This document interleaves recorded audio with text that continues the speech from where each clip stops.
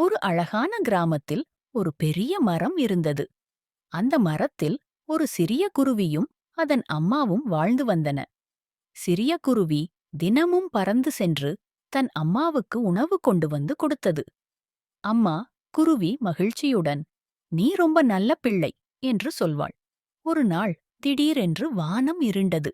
பலமாக காற்று வீசியது. மழை கொட்டத் தொடங்கியது. மரம் ஆடியது, கிளை நடுங்கியது. அம்மா குருவி பயந்தது. சிறிய குருவி அதை பார்த்து, "பயப்படாதீங்க அம்மா, நான் இருக்கேன்" என்றது. மழையையும் காற்றையும் பொருட்படுத்தாமல் சிறிய குருவி இலைகளையும் குச்சிகளையும் கொண்டு வந்தது. ஒரு புதிய கூடு கட்டியது. அம்மா குருவியை அதில் பாதுகாப்பாக வைத்தது.